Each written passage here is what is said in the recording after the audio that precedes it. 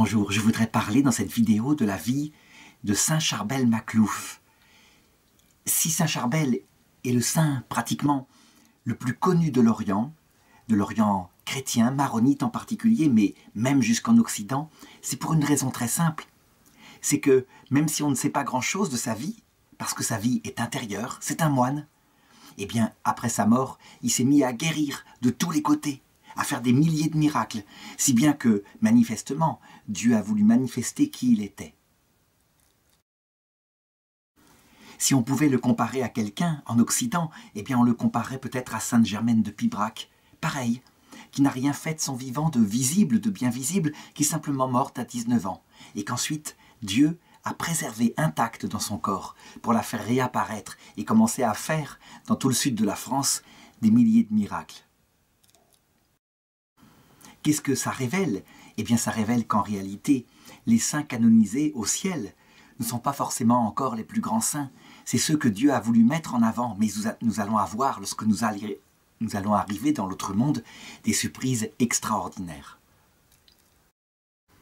Autre chose, eh bien, il révèle que cet homme qui ne s'est occupé dans sa vie que de sauver son âme et de prier pour ses frères, de l'autre côté, il a commencé un apostolat extraordinaire. Et c'est sans doute l'image de ce que nous-mêmes, nous pourrons faire dans l'éternité. Nous passerons notre temps, comme disait la petite Thérèse de l'Enfant Jésus, à faire du bien sur la terre. Et donc c'est le 8 mai 1828 que naît au Liban, à peu près à 140 km au nord de Beyrouth, dans l'église maronite, dont je vais parler un petit peu après, un petit enfant que ses parents, qui sont profondément catholiques, baptisent 8 jours après du prénom de Joseph, donc en arabe Youssouf. Alors qu'est-ce que l'église maronite? C'est en fait une église très ancienne. On peut dire qu'elle est fondée en Syrie principalement au IVe siècle après Jésus-Christ par Saint Maron. Et ensuite, au cours de son histoire turbulente, eh bien, les chrétiens orientaux maronites qui ont accepté le concile de Nicée, le concile de Chalcédoine, qui simplement sont monothélistes. Ça veut dire qu'ils pensent que le Christ n'a qu'une seule volonté. Eh bien, ces chrétiens finissent par se replier sur le Liban. Et c'est là qu'ils s'installent dans une grande vitalité. Lorsqu'arrive le schisme des églises d'Orient et des églises d'Occident en 1054, eh bien, ils sont la seule église orientale à vouloir absolument rester unis au siège apostolique de Rome. Et ils acceptent de renoncer au monothélisme et ils reconnaissent pleinement la primauté du pape, tout en gardant leur liturgie particulière, leur droit canonique particulier.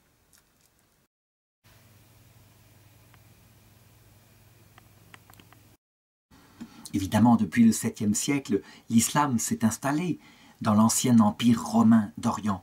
Et il fait de temps en temps une guerre, je dirais, spirituelle, et puis parfois une guerre physique, afin d'étendre son message et de remplacer les anciennes chrétientés. Eh bien, les maronites résistent victorieusement. Quand il y a la guerre physique, eh bien, ils se battent ou ils se cachent dans les montagnes. Et quand c'est une guerre spirituelle, eh bien, leurs enfants sont invités à rester fidèles au Christ, quoi qu'il arrive, malgré les tentations. Parce que, évidemment, pour devenir fonctionnaire, dans l'Empire ottoman, par exemple, eh bien, il faut être musulman. Si bien que ceux dont la foi est un petit peu chancelante, quelquefois, se disent « après tout, je deviens musulman » et ils abandonnent le Christ. Donc cette église a survécu, pleinement, solide, vivante, avec à sa tête un patriarche particulier.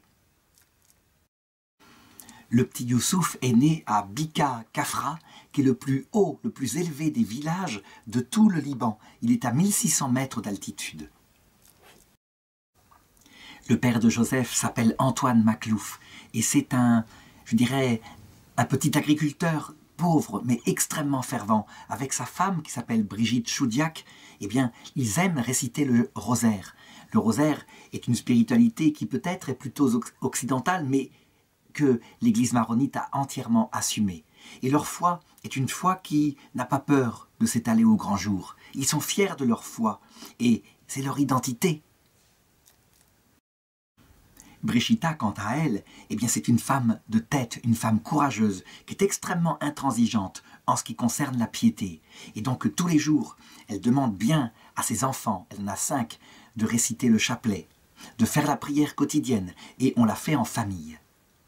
Malheureusement, le petit Joseph a le grand malheur de perdre son père alors qu'il n'a que 4 ans, et je dirais ensuite il est porté par le courage de sa mère. Très vite, Joseph manifeste une grande attraction pour la vie spirituelle. On peut se demander d'où ça vient, comment se fait-il que certains enfants sont tellement attirés? Eh bien, ça vient de l'Esprit Saint, mais ça vient de sa maman qui demande pour lui l'Esprit Saint et qui, je dirais, l'entoure de piété. Eh bien, on le voit parfois lorsqu'il doit garder les quelques bêtes que son père leur a laissées pour vivre, eh bien, il passe de longues heures dans la campagne, à genoux, à prier. Il a une image de la Sainte Vierge et il s'est même aménagé dans une petite grotte de la montagne un endroit où il peut se retirer et se recueillir. C'est un peu son premier ermitage. Il faut dire qu'il a de grands exemples dans la famille, puisque ses 2 oncles, les frères de sa mère, eux-mêmes, sont ermites à 5 km de son village. Donc, ils se sont retirés bien avant sa naissance au monastère Saint-Antoine de Kozhaya. Ils sont le soutien spirituel de la famille qui en a bien besoin, surtout qu'il me faut raconter maintenant l'aventure de la mort de son papa Antoine. En réalité, il y a eu une escouade de soldats qui est arrivée un jour dans le village et qui a réquisitionné tous les hommes capables de travailler pour transporter du matériel de l'armée. Et il a bien dû y aller et s'y rendre. Et là-bas, eh bien, il y est resté. On ne sait pas pourquoi. Toujours est-il que Brigitta, la maman, n'avait aucune nouvelle. Et finalement, eh bien, elle a appris qu'il est tombé malade et qu'il est mort, simplement, et qu'on ne lui avait même pas annoncé. Alors, se rendant compte qu'elle est veuve, avec cette immense charge de famille, elle était prise par une grande détresse. Et fort heureusement, il y avait un homme dans le village qui partageait la même piété qu'elle. Et elle va le voir, et il accepte de l'épouser, et de devenir le soutien de famille. Cet homme-là, effectivement, est un homme bien, et il s'avère, selon le droit canonique de la religion maronite, que, comme c'est un homme ancien, sage, qui a montré sa piété, quelque temps plus tard, il est ordonné prêtre pour célébrer la messe dans le village. C'est quelque chose de formidable pour Joseph, qui peut servir la messe toute son enfance et qui peut aussi assister à chacune des cérémonies dans un grand recueillement.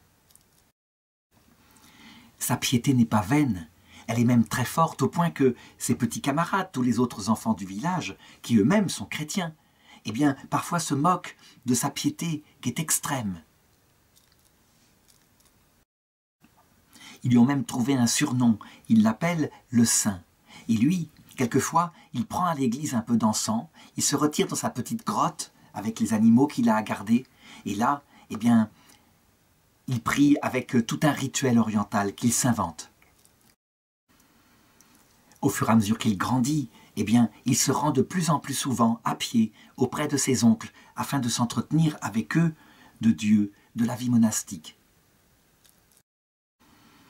En chemin, il traverse la vallée de la Kadisha, où il sent tout le poids spirituel des milliers d'ermites qui se sont retirés là au IVe siècle et dont l'âme encore est sur les lieux et protège le pays. Toujours est-il que, alors qu'il a à peu près 14 ans, nous sommes maintenant vers 1842, voilà qu'une de ses chèvres se perd et lui décide évidemment de partir dans la montagne, dans la forêt, pour la rechercher. Et puis, il arrive à un moment donné dans une forêt magnifique avec des cèdres.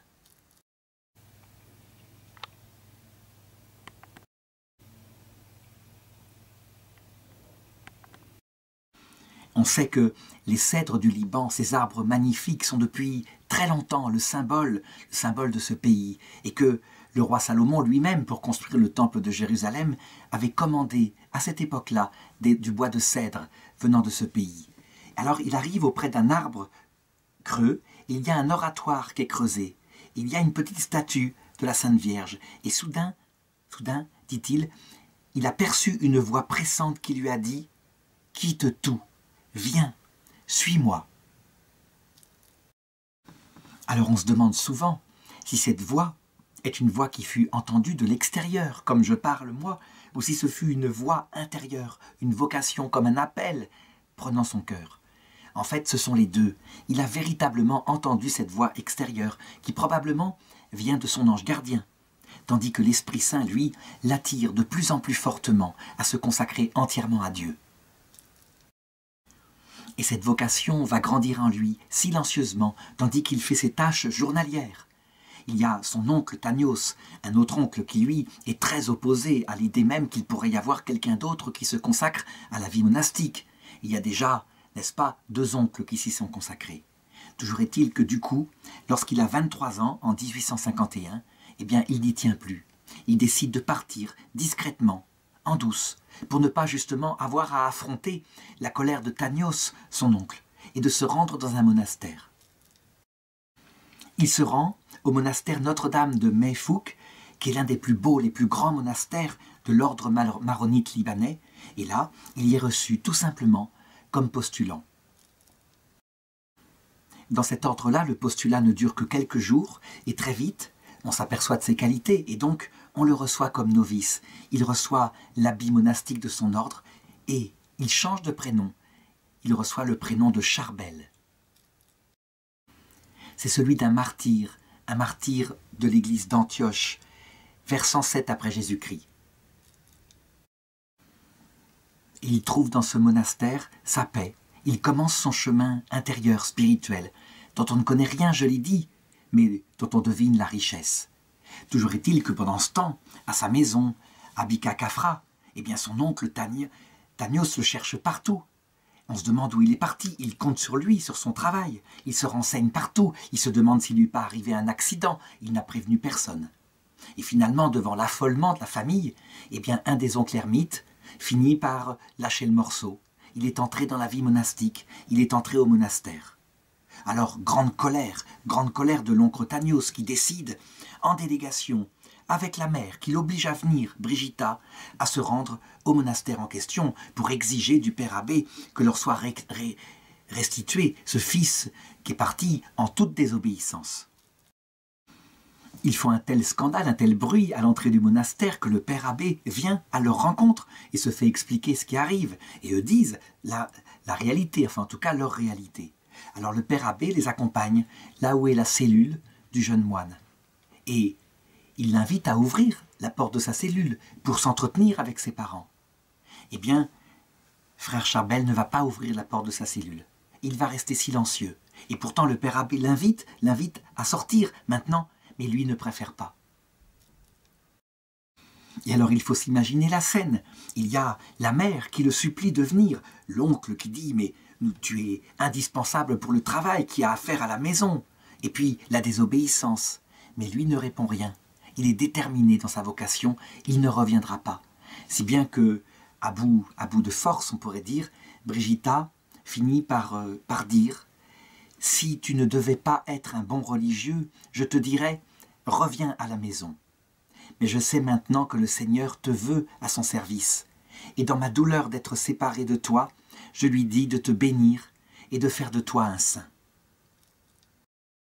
Et alors, à travers la porte fermée de sa cellule, il dit « Ma mère, nous nous reverrons et nous nous embrasserons au ciel. »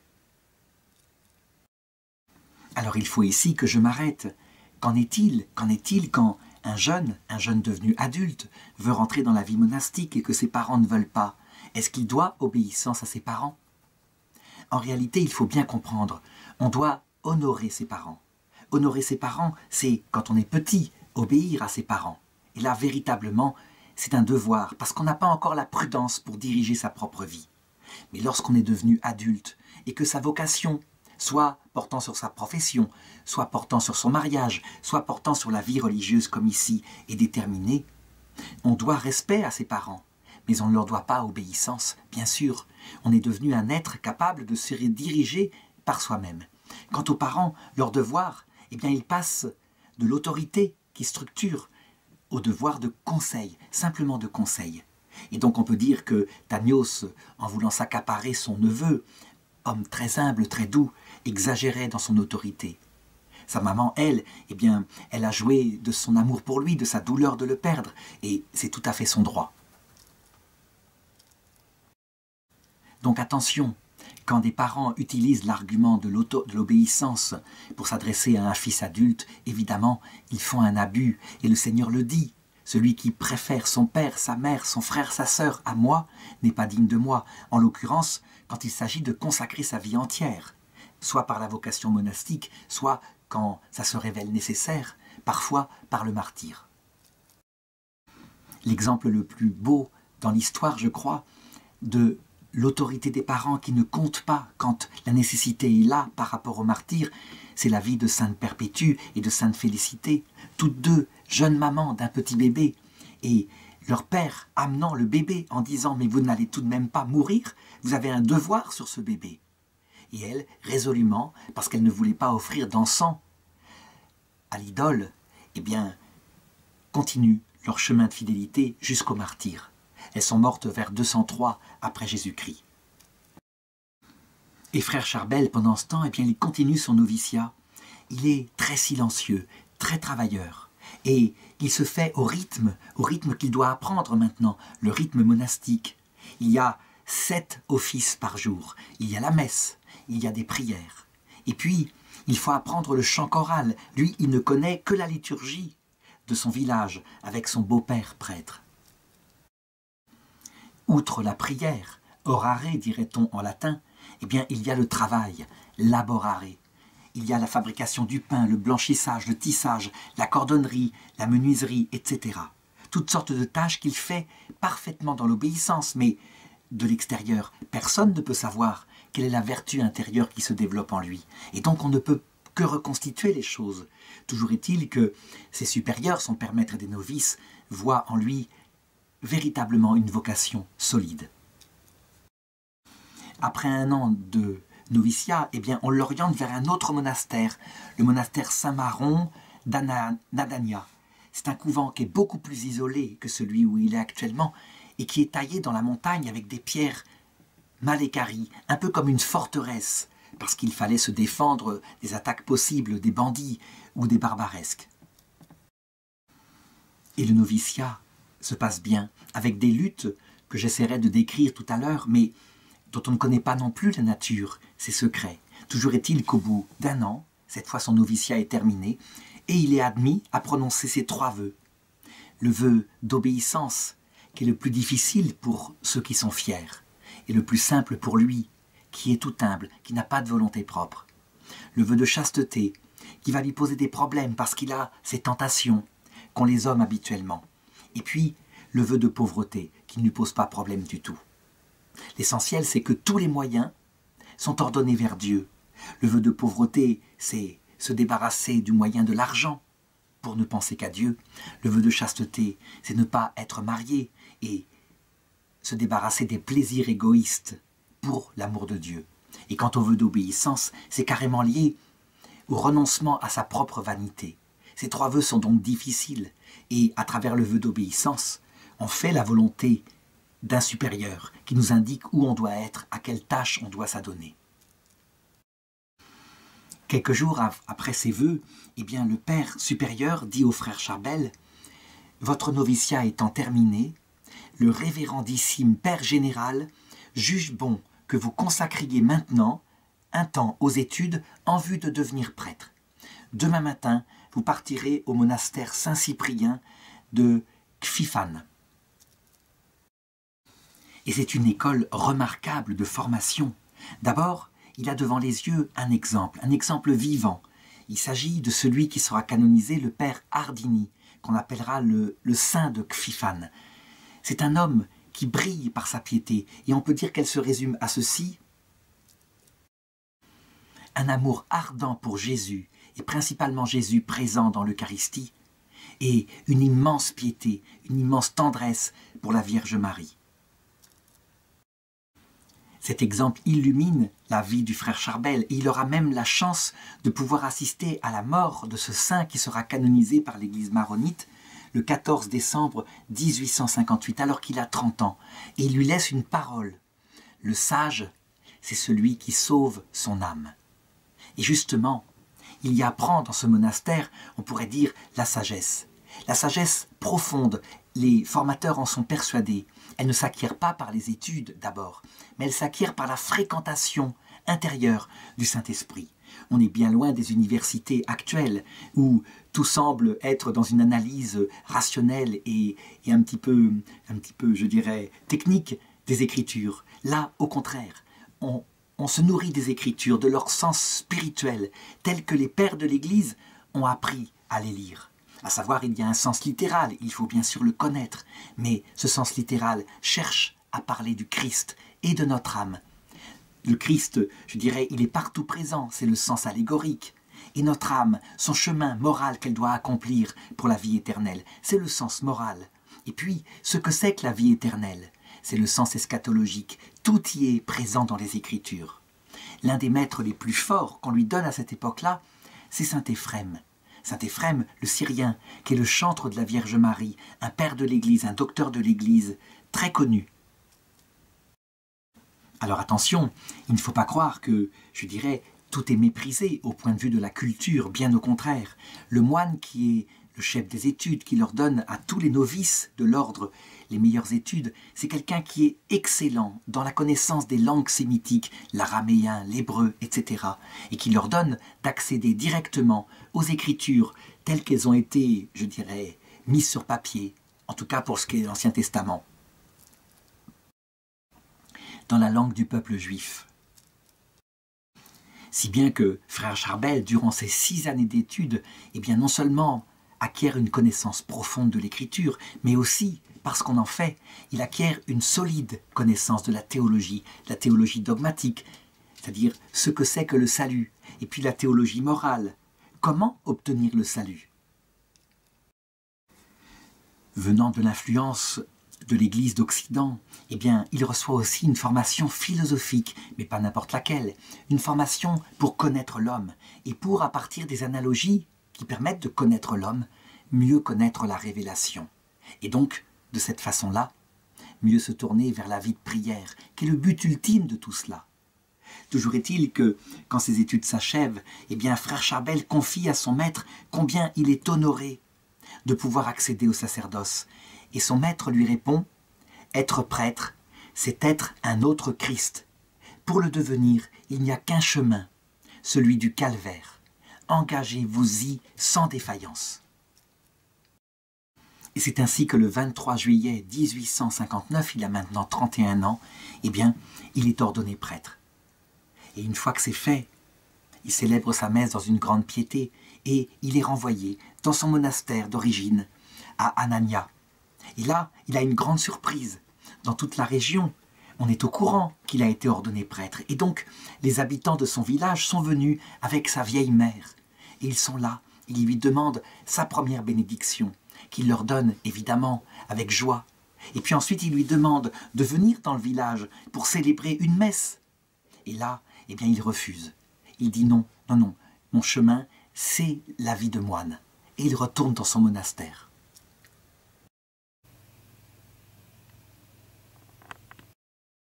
Alors on pourrait se dire, mais est-ce que ce n'est pas exagéré? Est-ce qu'il n'aurait pas pu, je dirais, faire ce petit plaisir à sa maman? Et ça aurait été l'honorer. En réalité, la vie monastique est une vocation spéciale. C'est une vocation qui apprend à quitter ce monde complètement. On n'est plus de cette terre. Et donc les attaches qui sont très bonnes, même humainement, eh bien, on les offre au Christ. Et il l'a dit à sa mère, il sera toujours près d'elle, par la prière. Ils se reverront dans l'autre monde. Mais, je dirais, ces petits plaisirs naturels en question, justement, c'est ce qui différencie avec la vie des prêtres séculiers, qui, eux, ne font pas le vœu d'aller jusqu'à se détacher de ces choses si bonnes et si joyeuses de la vie. C'est ce que dit la règle de son ordre. Le moine ne s'évade du monde que pour vivre en présence de Dieu.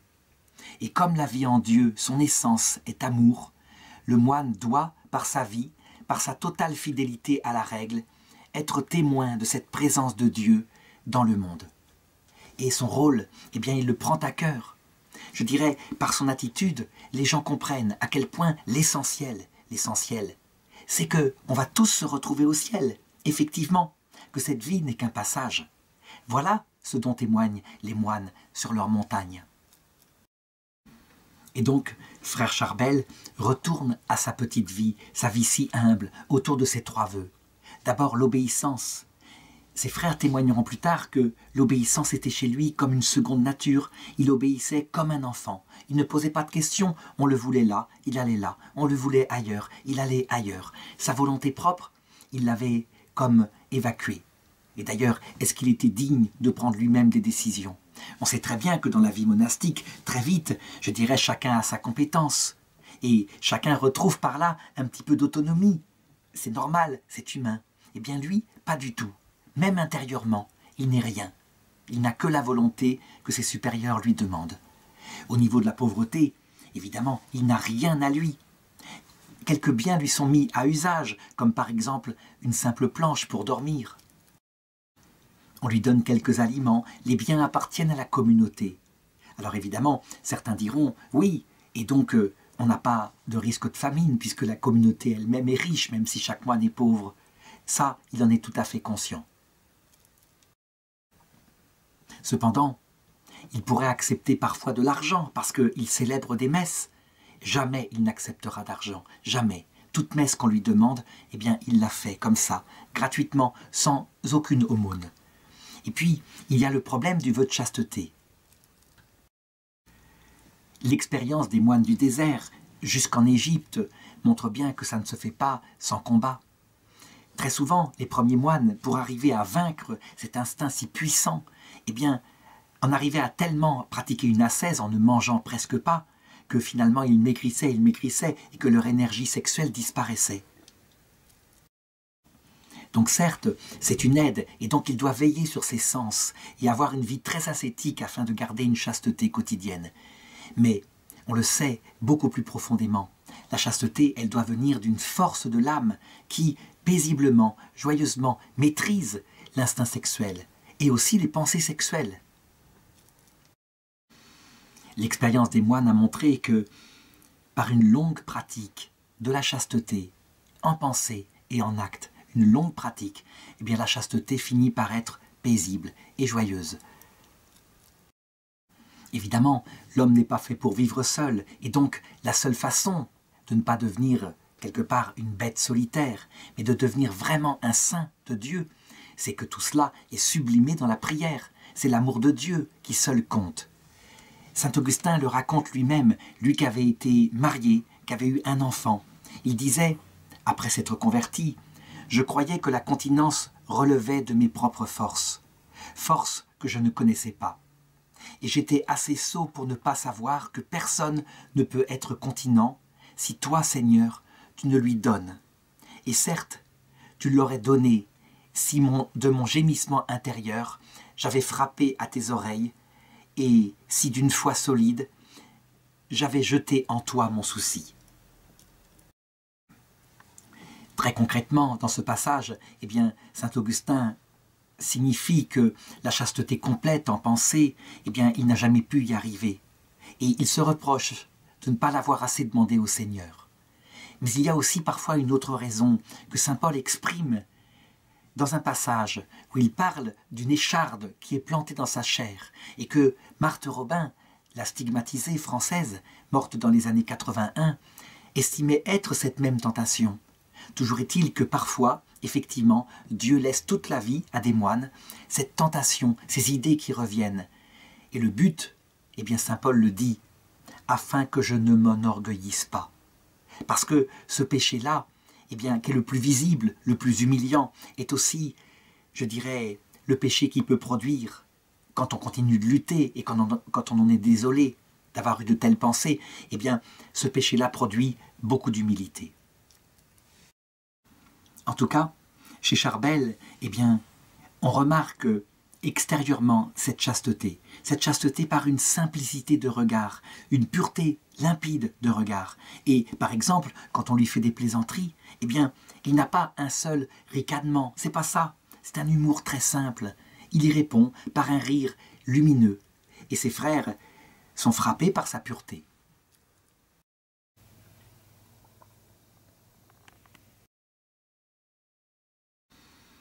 on va peu à peu voir, je dirais, sa vie spirituelle s'approfondir. Et selon une tradition ancienne des moines, la prière devait devenir quotidienne, à longueur de temps, perpétuelle. Évidemment, c'est une chose habituellement qui est impossible. Saint Thomas d'Aquin le montre. On a une intention générale tournée sans cesse vers Dieu, mais quand on a des activités en dehors, travailler, je dirais, être au moulin, eh bien, on ne peut pas penser toujours à Dieu. Il faut penser au travail. Eh bien, Saint Charbel fait de tout une prière, et même la nuit, il veille. Chaque jour, tourné vers la Vierge Marie, il récite son rosaire complet. Évidemment, certains voudraient peut-être essayer d'imiter ce que font ces moines de l'Orient. En réalité, dans la vie commune, en ayant une vie de prière régulière, et pour ceux qui en ont une intense à la maison, dire le rosaire peut peu à peu développer cette prière perpétuelle, mais qui est en fait une grâce de Dieu, qui fait que, quels que soient les actes qu'on fait, y compris en famille, Dieu est présent à côté de nous, et donc quelque part on prie. Mais il vaut mieux l'attendre comme une grâce que d'y concentrer ses énergies, parce que sinon on ne pourrait plus faire son devoir d'État. Alors il y a une chance extraordinaire qui nous est donnée. Les moines maronites sont certes cloîtrés, mais parce que la charité envers les frères est nécessaire et que c'est un commandement identique à l'amour de Dieu, eh bien, en fait, ils sont envoyés dans les villages aux alentours pour faire un peu d'apostolat, comme prêtre en particulier. Et frère Charbel, eh bien, il y va, dans l'obéissance, quand on lui demande ou quand on l'appelle. Et il exerce son sacerdoce pleinement. Un des frères disait « Le père Charbel procurait la joie à ceux qui se confessaient à lui. Moi-même, je recourais souvent et volontiers à son ministère pour me confesser. » Un jour, une femme âgée vient en hâte au monastère pour chercher le père Charbel et lui dit « Père, père, venez vite, mon fils se meurt. » Alors le moine part avec elle et il entre chez elle et il s'approche du moribond qui ne veut pas le recevoir. Mais le père est déjà à son chevet, il est entré dans sa chambre. Il lui demande « Où souffrez-vous ? Si je puis vous soulager, je le ferai bien volontiers. » Et le jeune garçon de répondre « J'ai du feu dans la poitrine, je meurs de soif. » Alors il lui dit « Courage, mon enfant, vos souffrances vous purifient. Si Dieu veut vous rappeler à lui, pourquoi en avoir peur? Le bon Dieu est infiniment bon, meilleur encore que votre si bonne maman que vous avez pourtant bien fait souffrir. Croyez-vous, mon enfant, que si votre bonne maman était Dieu et qu'elle devait vous juger, vous seriez beaucoup en peine? N'êtes-vous pas le fils bien-aimé de Marie, la Vierge Immaculée? » Alors le père Charbel prend de l'eau, il donne à boire au malade, une eau qu'il a bénie de sa main, et aussitôt après, eh bien, le malade se confesse, reçoit l'absolution. Son cœur est comme transformé intérieurement. Et cette histoire est tout à fait significative. Ça veut dire que les quelques petits apostolats qu'il a eu à faire sur terre, avec des guérisons physiques et des guérisons spirituelles, surtout ça, eh bien, sont tout à fait significatifs de ce qu'il va faire plus tard, et j'y arriverai bientôt. Il faut savoir que l'ordre des Maronites a eu un rôle très important dans toute la montagne du Liban, pour cultiver, civiliser, approfondir la foi de tout un peuple.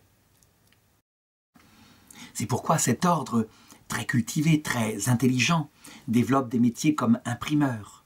Mais c'est aussi un ordre qui sait s'occuper des choses plus terrestres, comme par exemple être cultivateur, développer des techniques agricoles, agronomiques dans la montagne. Et donc, on peut dire que ce pays leur doit énormément. Frère Charbel va être un de ceux qui participent à cela. Et les années passent, et le saint frère Charbel prend de l'âge.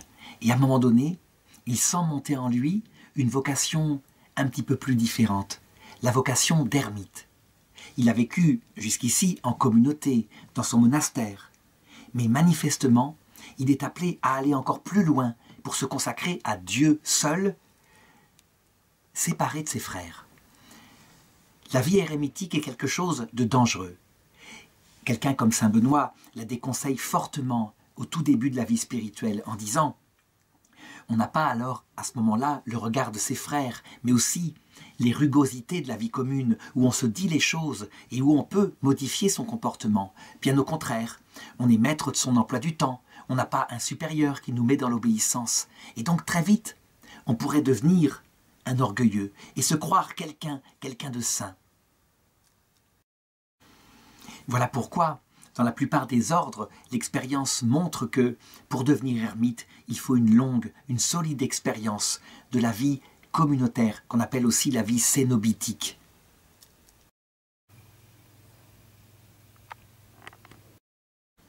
Toujours est-il que Charbel porte ce désir au cœur, et donc il en parle à son père abbé, qui accepte qu'il aille se mettre quelque temps à l'école d'un ermite qui a 80 ans. Et il faut savoir qu'il ne pourra pas être ermite avant que la place se libère, parce qu'il y a un certain nombre d'ermitages, mais les ermitages ne peuvent être donnés à des moines plus jeunes que lorsqu'ils se libèrent par la mort de l'ancien ermite qui y a habité. Et c'est ainsi que pendant 10 ans, frère Charbel va se mettre à l'école de l'expérience dans l'ermitage d'Anania.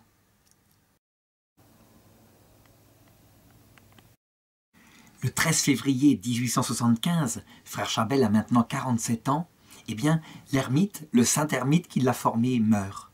Alors frère Charbel va auprès de son supérieur pour lui demander humblement la permission de pouvoir se retirer à son tour dans son ermitage.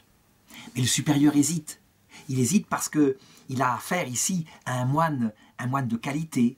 Et puis, il se demande si c'est la volonté de Dieu. Est-ce que ça vient vraiment d'un désir de sainteté? Est-ce que ça ne viendrait pas, par exemple, plutôt, mais d'un désir d'être plus tranquille, parce qu'il y aurait moins les exigences de l'obéissance? Alors il lui dit qu'il va réfléchir, et pour ce faire, eh bien, il lui donne un dossier en lui disant « Traitez-moi ce dossier particulier-là, je vous autorise même à veiller la nuit si vous en avez besoin, et puis on en reparlera. » Et donc frère Charbel prend le dossier et se retire dans sa cellule où il commence à travailler. Et puis voilà que l'obscurité commence à venir. Alors il demande à un frère laid s'il n'a pas un peu d'huile, parce que sa lampe est en train de baisser. Et le frère laid, qui est un plaisantin, parce qu'il y a beaucoup d'humour aussi dans les monastères, décide de remplir sa lampe avec de l'eau, pour voir bien, comment va réagir frère Charbel. Et il lui apporte. L'huile est un petit peu au-dessus de l'eau, évidemment. Et puis l'huile va bien vite s'user, et l'eau va arriver, et la lampe va s'éteindre. Cependant, voilà que la nuit est tombée complètement, et il voit bien que, à travers la cellule, la lampe continue de brûler. Alors il est stupéfait, et le frère, qui a fait une plaisanterie, va voir le père abbé et lui dit « C'est un miracle, allez voir dans la chambre de frère Charbel, sa lampe, je l'ai remplie avec de l'eau, et elle continue de brûler. » Alors le père abbé descend, il frappe à la porte, il se fait ouvrir, et là, il regarde la lampe. Il fait aussi le reproche à frère Charbel de veiller si tard, comme s'il avait oublié l'autorisation qu'il lui avait donnée. Et ensuite, il prend la lampe et il l'emmène dans sa chambre et il peut constater qu'effectivement, elle brûle et qu'elle est remplie d'eau. Frère Charbel, lui, quand il a reçu ce petit reproche d'avoir veillé si tard alors qu'il avait l'autorisation, demande simplement pardon. Et le père abbé, dans la nuit, se rend compte que ce miracle-là, eh bien, il manifeste que c'est la volonté de Dieu. Il doit se faire ermite, manifestement. Il ne peut pas le refuser. Et donc, à partir de cette époque-là, il devient, et il vivra pendant 23 ans, ermite dans la montagne. Il entre dans une vie de silence. Il ne faut pas croire que c'est une vie en dehors de l'obéissance. Bien au contraire, il y a un horaire très précis à garder. Parce que si on ne suit pas cet horaire, on peut très vite entrer en décadence. Il y a un partage entre le travail, entre l'étude, la prière et le sommeil. Et frère Charbel obéit à la règle, et il va vivre ainsi de longues années. Il arrive parfois que certains ermites sont tellement attachés à leur solitude que lorsque quelqu'un vient frapper à leur porte, ils les renvoient violemment. On ne respecte pas leur vocation. Frère Charbel, quant à lui, n'est pas du tout comme cela. Il observe la règle simplement, sans ascèse excessive. Et s'il arrive que quelqu'un du village vient frapper à sa porte pour obtenir ne serait-ce qu'une aide spirituelle, il le reçoit, il le confesse, il le conseille. Et puis, il retourne à sa solitude. On le voit, ce qui motive frère Charbel, manifestement, c'est d'abord une très grande humilité. Il n'a pas confiance en sa sainteté. Et puis, fondé là-dessus, un amour pour Dieu total. Il veut que Dieu soit premier. Mais parce qu'il aime Dieu, il veut que son prochain soit premier. Et donc, il passe son temps à prier pour ses frères, à les aider quand on lui demande et que c'est nécessaire, à prier pour le Liban, à prier pour l'Église universelle. Quelques petits fioretti qu'on raconte de sa vie très silencieuse. Par exemple, dans un village, un homme est devenu fou. On n'arrive pas à le tenir, il est même dangereux. C'est pas un simple fou du village très doux, non, c'est quelqu'un qui se jette partout, qui peut entrer dans des colères terribles. Alors on finit par l'amener à Frère Charbel parce qu'on ne sait pas quoi faire. Et Frère Charbel le reçoit et il leur donne de le suivre à la chapelle. Puis ensuite, alors que les autres sont là, qui le tiennent, eh bien, il lit l'Évangile au-dessus de sa tête. Et aussitôt, l'homme retrouve ses sens, il est guéri, il est de nouveau maître de lui, il peut retourner dans le village. Alors évidemment, les gens du village connaissent ce saint ermite de la montagne qui fait des telles guérisons. Et donc ils se le disent et la réputation de sa sainteté se répand partout. C'est pourquoi, lorsque en 1885, alors qu'il a maintenant 57 ans, se produit une catastrophe terrible pour les pauvres gens de la montagne, à savoir un vol immense de sauterelles qui s'abat sur la région, des sauterelles qui viennent obscurcir le soleil tellement elles sont nombreuses, eh bien voilà ce qu'il va se passer. C'est ce que raconte un père. Une nuée de sauterelles, voilant littéralement le soleil, s'abattit sur Anania et les villages voisins. Voyant le terrible danger, le supérieur ordonna à l'ermite Charbel de bénir de l'eau et d'aller en asperger les champs. Tous les champs qu'il put atteindre furent protégés. Les habitants du voisinage aspergèrent les cultures avec de l'eau bénie par lui. Elles furent aussi préservées. En reconnaissance, une centaine de personnes se rendront au monastère au moment des récoltes et moissonneront gratuitement les champs des religieux. On croit souvent qu'un ermite est une sorte d'égoïste, centré sur Dieu et qui trouve son plaisir en Dieu. On ne peut pas dire ça de Père Charbel. Père Charbel est un prêtre. Un prêtre, ça veut dire un médiateur. Je sais que les protestants disent « mais non, il n'y a qu'un seul médiateur, c'est le Christ ». Les catholiques répondent, et les orthodoxes, le Christ, le seul médiateur. Il crée des médiateurs. Il ne cesse de le faire parce qu'il nous donne une famille entière. Et la première des médiatrices, évidemment, c'est la Vierge Marie. Mais ce sont les saints. Et puis, il y a sur terre les saints qui habitent la terre, mais aussi les prêtres. Et lui, il est typiquement cela. Un médiateur et aussi un sacrificateur. Ça veut dire qu'il se sacrifie. Et ces sacrifices ne sont pas faits pour être simplement parfaits. Ils sont faits pour que Dieu protège son peuple. Et donc chaque jour, il célèbre la messe selon la liturgie maronite dont la langue est le syriaque, et il fait monter vers Dieu les prières pour le peuple, tandis que Dieu fait passer à travers lui des grâces sur le peuple. Il va célébrer la messe jusqu'au terme de sa vie, et le 16 décembre 1898, il a maintenant 70 ans, et bien à 11 h, il est revêtu de sa chasuble, et il se lève pour célébrer la messe. Évidemment, il fait très froid dehors, il est tout engourdi par le froid, il monte à l'autel et il ressemble un peu au Christ qui monte au calvaire, tellement il est vieux, tellement il est atteint par le froid. À la consécration, il prend péniblement l'hostie dans ses mains qui sont couvertes d'engelures. Et puis, à ce moment-là, un malaise le saisit. Il y a son confrère, le père Macarios, qui s'aperçoit qu'il ne peut pas continuer la messe. Alors il l'aide à se reposer un peu, et puis un peu après, l'ermite remonte à l'autel pour consacrer les saintes espèces. Mais le mal le reprend, il ne peut pas poursuivre de nouveau. Alors manifestement, on se rend compte qu'il faut le ramener dans sa cellule. Et durant 8 jours, le père Charbel reste dans une agonie paisible, malgré les souffrances.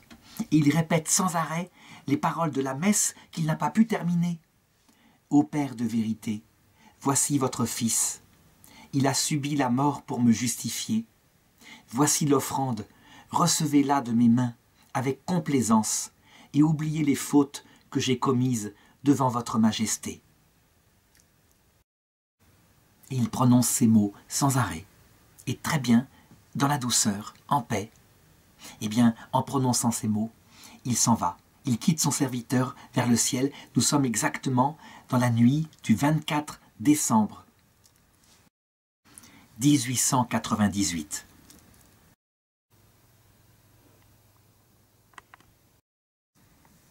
Les moines ont l'habitude de cela. Ils savent très bien que, tôt ou tard, les vieux frères s'en vont vers l'autre monde. Et donc, ils ramènent le corps, ils le lavent. Et là, ils remarquent bien qu'il y a une sorte de sueur, un peu d'eau mêlée de sang, qui semble sortir de son corps. Toujours est-il qu'ils le revêtent de ses habits monastiques. Et puis, il est enterré, à même le sol, nu, ou plutôt avec ses vêtements monastiques, mais sans cercueil, dans la terre nue. Et puis, comme nous sommes le 25 décembre, jour de la fête de Noël, eh bien, ils reprennent leur activité, paisiblement. Ça aurait pu s'arrêter là, mais voilà que les gens aux alentours voient bien qu'au-dessus du monastère, toute la nuit, juste après l'enterrement de frère Charbel, il y a de grandes lumières, de tous les sens, des lumières mystérieuses dont on cherche l'origine et dont on ne trouve pas l'origine.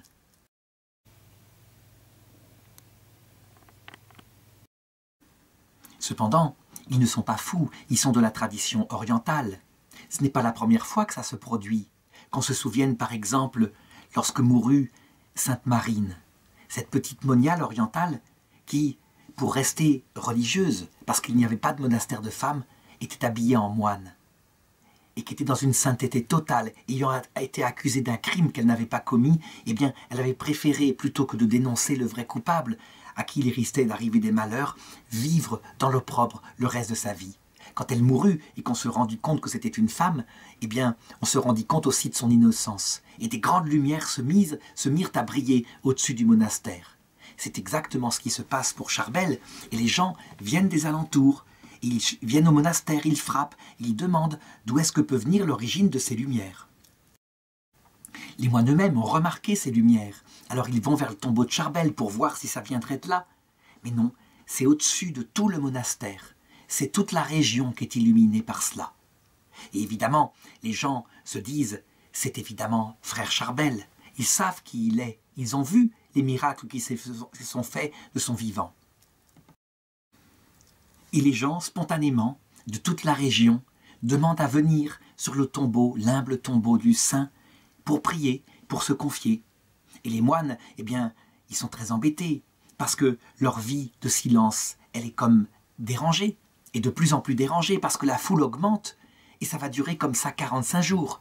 Et au bout d'un certain temps, ça devient insupportable pour eux, parce qu'il se produit des miracles. Et du coup, on commence à y amener les malades, les vieillards, ceux qui ont des rhumatismes, etc. Alors, évidemment, le père abbé en réfère aux autorités ecclésiastiques, qui se grattent la tête elles-mêmes. Qu'est-ce qu'il faut faire? Et donc, au bout de 45 jours d'ordre, de contre-ordre, etc., on finit par se décider. Il faut exhumer le corps et lui trouver un emplacement qui soit beaucoup plus facile, qui ne vienne pas ainsi déranger les moines. Nous sommes le 8 février 1899, et là, eh bien, on le déterre. Et on le trouve dans le sol. Ses vêtements se sont en partie décomposés, mais son corps, lui, est absolument intact. Et c'est stupéfiant parce qu'il est plus qu'intact, il est souple. Eh bien, on y voit encore cette espèce de sueur, d'eau et de sang qui sort de tout son corps. Alors on le lave, on nettoie la terre dont il est recouvert, et puis on le revêt d'habits monastiques neufs, et on décide cette fois de le mettre dans un cercueil en bois et de l'enterrer dans l'énorme mur, le gros mur du monastère, un mur massif dans lequel on fait un trou et puis qu'on recèle avec du ciment. Au bout de quelques jours, un frère novice vient vite voir son père abbé et lui montre le mur qui est parfaitement refait. Eh bien, le mur est en train de couler. Il en sort un espèce d'exsudat de sang et d'eau avec un parfum, quelque chose de très bizarre. Quelque chose qui est typique de l'Orient et qui rappelle sans doute le sang et l'eau qui coulaient du corps du Christ lorsqu'il était en agonie à Gethsémani. Ou peut-être le saint crème, ça veut dire cette huile sainte parfumée qu'on met sur les malades pour les guérir. Alors ni une ni deux, puisque le mur fuit, eh bien le père abbé ordonne que de nouveau on exhume le corps, mais cette fois on le fait en présence de médecins. Et on constate que le corps est absolument intacte comme la première fois. On constate qu'il y a tellement eu d'exudation de cette espèce d'huile sanguinolente qui a l'odeur du sang, mais qui est de l'huile, que les vêtements monastiques en sont tout imbibés et qu'il faut de nouveau les changer. Évidemment, les gens de la région, en ce qui les concerne, eux, eh bien, ils veulent qu'on puisse leur donner de cette huile sainte. Ils savent très bien, ils en ont l'instinct. C'est une huile qui guérira. Ce sont des signes de frère Charbel qui est en train de faire son apostolat du haut du ciel. Et ils le savent. Lui, qui était ermite, qui ne cessait quand il le pouvait d'aider et de guérir. Eh bien, du haut du ciel, maintenant, il va passer son temps à guérir tout le monde et à les guérir d'abord spirituellement, parce que c'est un ermite, c'est un moine, ils le savent. Et donc ils veulent de l'huile, et les moines sont bien obligés d'en distribuer au peuple. Alors évidemment, à cause de cela, la réputation de Charbel s'est répandue dans l'Église universelle, et jusqu'au Vatican, où on a fini par se décider à ouvrir une enquête officielle. Si bien que 29 ans après sa mort, donc en 1927, le pape Pie XI ordonne une nouvelle exhumation. Entre-temps, on l'avait réenterré dans le mur de l'église, mais avec un ciment complètement étanche, de manière à ce que rien ne coule, et malgré tout, ça avait commencé à ressuinter. Alors, on casse de nouveau la maçonnerie, on sort le corps de son cercueil de bois, et on constate, en présence de médecins, venant en particulier des académies de médecine françaises, puisque la France est très proche du Liban, on constate que le corps est absolument intact, comme les autres fois, et que les vêtements sont complètement imbibés de cette huile parfumée, cette huile sanguinolente. Le professeur Armand Jouffroy, accompagné du docteur Balthazar Malcognan, font un rapport médical et constatent que le corps n'est pas du tout momifié. Il est absolument souple, comme le corps de Sainte Germaine de Pibrac quelques siècles plus tôt. Il est souple comme s'il venait de mourir, ou plutôt comme s'il dormait. Et puis, il y a cette huile dont on ne sait pas ce qu'elle est.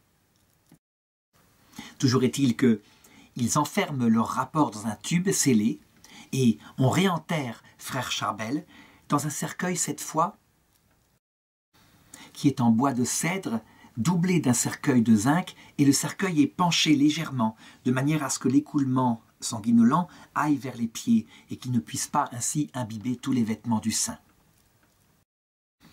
On demande à un maçon de la région de venir sceller de manière tellement précise, avec un ciment absolument étanche, la tombe, que cette fois, il n'y aura pas de fuite. Et c'est ce qu'il fait son travail avec tout son art, et il certifie que jamais plus ça ne pourra couler. Et ainsi, les moines peuvent retrouver leur tranquillité, se disent-ils. Peine perdue. Quelques années plus tard, voilà que ça se remet à couler. Le même suintement, il a traversé les pierres. Et donc, alors que le procès en béatification est ouvert, mais qu'il avance peu, parce que qu'est-ce qu'on sait finalement de Charbel? Eh bien, le 25 février 1950, cette fois c'est le pape Pie XII, qui ordonne une nouvelle exhumation. Nous sommes 52 ans après la mort, et il y a cette fois le supérieur général de l'ordre maronite, il y a des hautes autorités médicales qui sont là, et qui constatent le corps de nouveau intact, et le fond du cercueil penché qui est rempli de 8 cm à peu près de cette huile sainte et sanguinolente.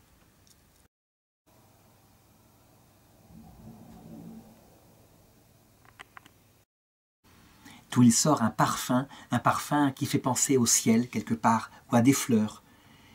Alors le rapport dit, tous les vêtements étaient littéralement imbibés de ce liquide huileux, et ça et là, tachés de sang, spécialement l'aube.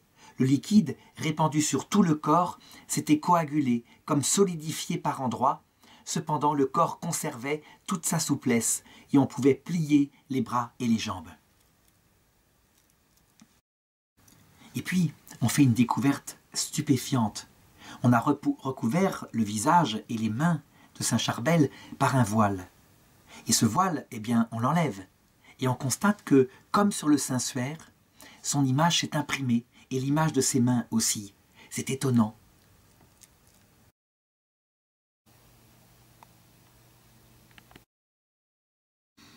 Alors évidemment, le pape Pie XII, quant à lui, eh bien, quand il voit la demande du peuple qui veut pouvoir avoir accès au corps, eh bien, il accepte le 4 août 1950 qu'on expose solennellement le corps de Charbel dans un cercueil de verre et que la foule puisse venir et se recueillir devant et demander des miracles et obtenir aussi de cette huile sainte. Et des gens viennent de toute la région et ce qui est étonnant, c'est qu'il n'y a pas que des chrétiens. Il y a aussi des musulmans et aussi des membres d'autres religions qui sont présentes dans la région.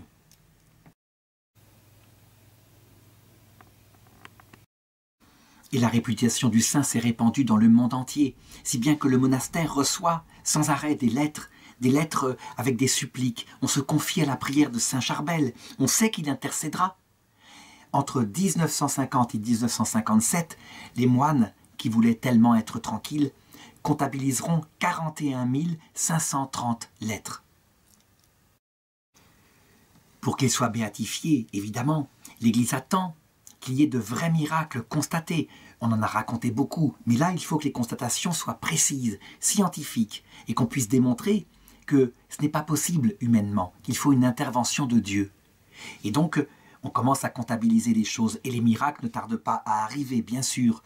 Par exemple, on peut compter la guérison complète, définitive, devant le tombeau de Saint Charbel, en 1950, de la sœur Mariam Abel Kamari. Elle était atteinte d'une ulcération chronique généralisée de la peau, et ceci depuis 14 ans, et brutalement d'un coup, tout disparaît. Et je pourrais citer comme ça un certain nombre de miracles, mais je voudrais en garder quelques-uns, qui sont particulièrement émouvants parce qu'ils témoignent d'une présence absolument réelle de Saint Charbel sur la terre. Et par exemple, celui-ci, il s'agit d'un homme, une femme, appelée Nohad Chami, qui donne son témoignage à la télévision. Donc, elle raconte que, alors qu'elle était profondément malade à cause d'un cancer, qui était pratiquement en stade terminal, eh bien, la nuit, elle rêve de Charbel qui vient la voir et qui l'opère lui-même. Il l'opère, il lui retire la tumeur. Et le lendemain, elle se réveille et elle voit qu'elle a effectivement une cicatrice qui va d'ailleurs rester tout le temps. C'est une plaie qui saigne toujours et qui lui rappelle sans arrêt qu'elle a été véritablement guérie par l'intercession de Saint Charbel, mais aussi par son action. Évidemment, devant de tels faits, eh bien, le pape Paul VI, qui l'a béatifié au tout dernier jour du concile, ça aussi c'est significatif. Sans doute que ce concile, qui était tellement source d'espoir et qui a été source de tellement de désillusions, est en même temps protégé profondément par Saint Charbel, pour une cause peut-être plus profonde que ce qu'il en apparaît, comme ça, extérieurement. Eh bien, le pape Paul VI le canonise le 9 octobre 1977, en la basilique Saint-Pierre de Rome. Les moines d'Anania, quant à eux, eh bien, ils finissent par s'organiser, parce que, à la place des petits chemins où ils devaient monter vers ce monastère avec un âne, on y a construit de belles routes. Et donc, les pèlerins viennent du monde entier. Donc, ils ont fini par s'organiser de telle façon que leur vie monastique n'est plus dérangée. Ce qu'il faut regarder, par contre, c'est le fait de ce qu'il se passe. Ce miracle permanent qu'est le corps de Saint Charbel, tous les symboles qui sont avec. D'abord, le fait qu'il en sort une sorte de sang mêlé d'eau, mêlé d'huile. On voit bien les symboles.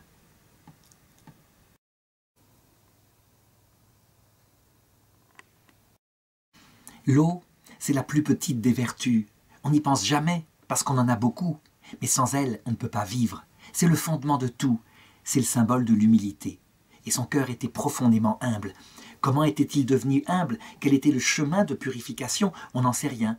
Il l'a gardé secret. Mais il faut se souvenir qu'il est mort à peu près en même temps que la petite Thérèse de l'Enfant Jésus, quelques milliers de kilomètres plus loin en France, qui, elle, a raconté comment Dieu a purifié son cœur. C'est un chemin certainement analogue. Le sang, c'est le symbole de la charité. L'amour total qu'il avait pour Dieu. Dieu était premier dans sa vie. Et pour le prochain. Parce que sans l'amour du prochain, c'est qu'il n'y a pas d'amour de Dieu. Il n'est donc pas un ermite rude, un ermite coincé, un ermite en colère quand on vient le déranger. Il est un ermite plein de bonté, qui accueille les misères du monde. Et quand il peut, je dirais, les aider, Alors avec ses pauvres forces humaines, fort heureusement l'Esprit Saint venant déjà dès sa vie multiplier les miracles, quand il peut les aider du ciel, il continue. Et puis l'huile qui sort de son corps, cette huile parfumée, c'est le symbole du Saint-Esprit, évidemment. Ça veut dire donc que c'est un message, c'est une prédication. Nous devons attendre tout du Saint-Esprit, mais les vertus que nous devons développer, c'est comme fondement être humble, repentant pour nos péchés, et aimer Dieu, aimer le prochain. L'arbre de vie, c'est l'amour. Sans cet amour de charité, il n'y a pas de vie spirituelle, et c'est elle qui produira tous les fruits extérieurs que sont les guérisons. Autre leçon profonde et significative de Saint Charbel, eh bien c'est que il fait 1000 fois plus de miracles étant dans l'autre monde qu'étant sur terre. Et ça, c'est quelque chose qui doit faire penser. Ça veut dire que si le ciel paraît lointain, c'est qu'il le veut. Si l'Église d'Occident connaît une grande crise, c'est que le ciel, peut-être, est en train d'apprendre à l'Occident un peu d'humilité. Il y a des causes profondes, sachant que rien n'arrive si ce n'est par le ciel qui pourrait, comme ça, faire des enfants à Abraham. Ça veut dire faire de nos enfants, s'ils ont perdu la foi, des disciples du Christ aussi profonds que Saint Charbel. Donc, Saint Charbel est là.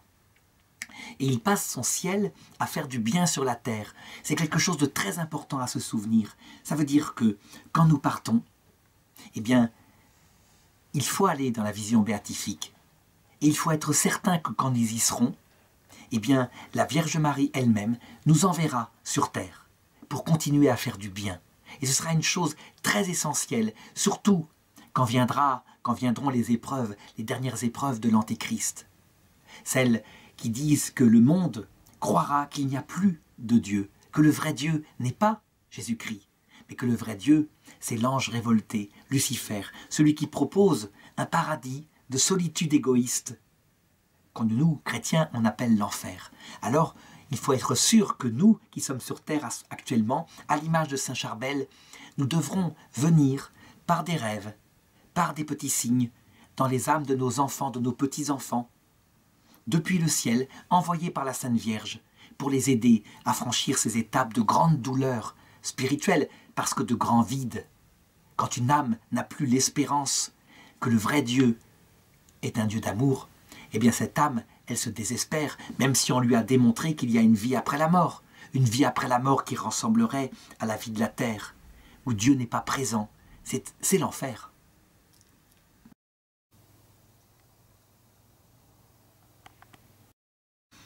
Plus l'Église avancera dans les épreuves qui doivent l'amener à suivre le Christ jusque dans sa passion, dit le catéchisme de l'Église catholique au numéro 675, plus elle avancera et plus les saints du ciel auront à faire des actions comme ça pour soutenir les âmes dans leur désespoir, tandis que le démon, lui, se fera de plus en plus présent sur terre à travers ce dernier antéchrist ultime que saint Paul décrit dans l'épître aux Thessaloniciens, la deuxième épître aux Thessaloniciens, chapitre 2.